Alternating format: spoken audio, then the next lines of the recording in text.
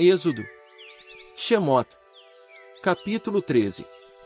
Iau então disse mais a Masha: Purifique para mim todo o primogênito do sexo masculino entre os Israelitas. O primeiro que nascer, tanto entre os homens como entre os animais, pertence a mim. Então Masha disse ao povo: Lembrem-se deste dia em que vocês saíram do Egito, a terra da escravidão, porque com mão poderosa Iau os tirou daqui. De modo que não se deve comer nada que tenha fermento. Vocês estão saindo hoje, no mês de Abibe. Quando Iau tiver levado você à terra dos cananeus, dos hititas, dos amorreus, dos heveus e dos jebuseus, a qual ele jurou aos seus antepassados que lhe daria, uma terra que mana leite e mel, então realize esta celebração neste mês. Você deve comer pães sem fermento por 7 dias, e no 7º dia haverá uma festividade para Iau. Devem-se comer pães sem fermento nos 7 dias, nada que tenha fermento deve ser encontrado com você, e nenhum fermento deve ser encontrado com você em todo o seu território. Naquele dia, conte isto aos seus filhos. É por causa do que Iau fez por mim quando saí do Egito. E essa celebração servirá para você como um sinal na sua mão e como recordação na sua testa, a fim de que a lei de Iau esteja na sua boca, pois foi com mão poderosa que Iau o tirou do Egito. Cumpra esse decreto na época determinada, de ano em ano. Quando Iau o fizer entrar na terra dos cananeus e a der a você, como ele jurou a você e aos seus antepassados, devote a Iau todo primogênito do sexo masculino e todo primeiro filhote macho do rebanho que adquirir, eles pertencem a Iau. Todo primeiro filhote dos jumentos você deve remir com uma ovelha, se não o remir, quebre-lhe a nuca. E você deve remir todo primogênito dos seus filhos. Caso seus filhos lhe perguntem mais tarde: o que significa isso? Diga-lhes: com mão poderosa Iau nos tirou do Egito, a terra da escravidão. Quando o faraó foi obstinado e não nos deixou partir, Iau matou todo o primogênito na terra do Egito, desde o primogênito dos homens até o primogênito dos animais. É por isso que estou sacrificando a Iau todo o primogênito macho dos animais e estou remindo todo o primogênito dos meus filhos. Isso será como um sinal na sua mão e como uma faixa na sua testa, pois foi com mão poderosa que Iau nos tirou do Egito. Quando o faraó mandou o povo embora, o Criador não os conduziu pelo caminho da terra dos filisteus, embora fosse o mais curto. Pois o Criador disse: Talvez o povo mude de ideia e volte ao Egito quando se confrontar com guerra. Assim, o Criador fez o povo dar a volta pelo caminho do deserto do Mar Vermelho. Mas foi em formação de batalha que os Ixalitas saíram da terra do Egito.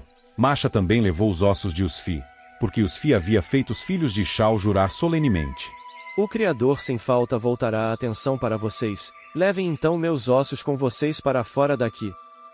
Eles partiram de Sucote e acamparam em Etão, na extremidade do deserto, e Iau ia à frente deles.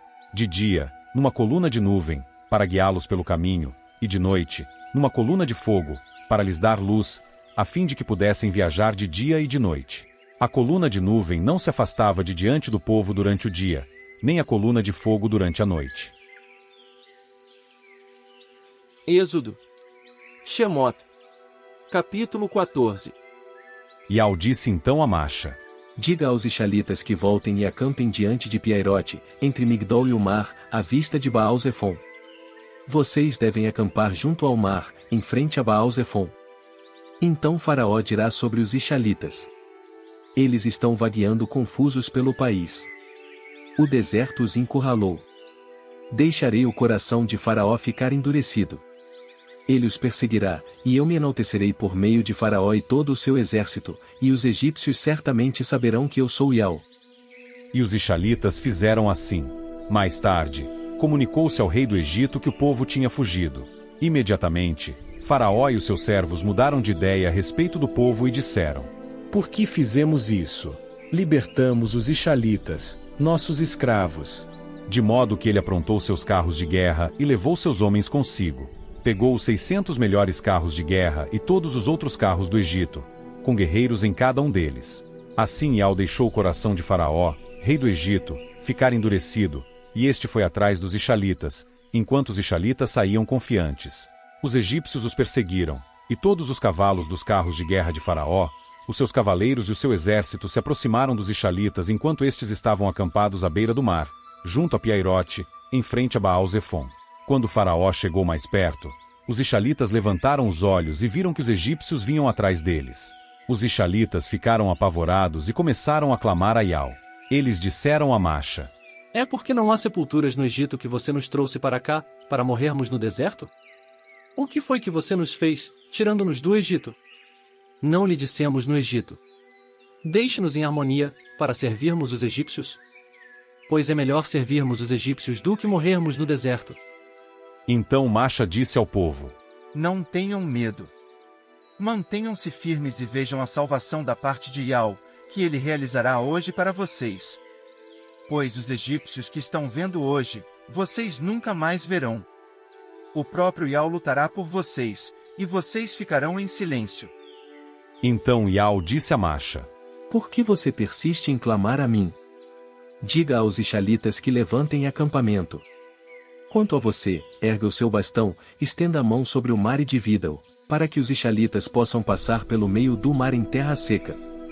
E eu deixarei o coração dos egípcios ficar endurecido, de modo que eles entrarão no mar atrás dos Ixalitas. Assim eu me enaltecerei por meio de Faraó e todo o seu exército, seus carros de guerra e seus cavaleiros. E os egípcios certamente saberão que eu sou Iau, quando eu me enaltecer por meio de Faraó, seus carros de guerra e seus cavaleiros. Então o mensageiro do verdadeiro Criador, que ia à frente do povo de Shau, se afastou e foi para a retaguarda, e a coluna de nuvem que estava na frente dele se moveu para a retaguarda e ficou atrás deles. Assim ela ficou entre o exército dos egípcios e o povo de Shau. De um lado, a nuvem causava escuridão, do outro lado, iluminava a noite. Desse modo um grupo não chegou perto do outro grupo durante toda a noite. Então Macha estendeu a mão sobre o mar, e Iau fez o mar recuar por meio de um forte vento leste, durante toda a noite, transformando o leito do mar em terra seca, e as águas foram divididas. Assim os Ixalitas passaram pelo meio do mar em terra seca, enquanto as águas formavam uma muralha à sua direita e à sua esquerda. Os egípcios os perseguiram, e todos os cavalos de Faraó, seus carros de guerra e seus cavaleiros começaram a ir atrás deles para dentro do mar.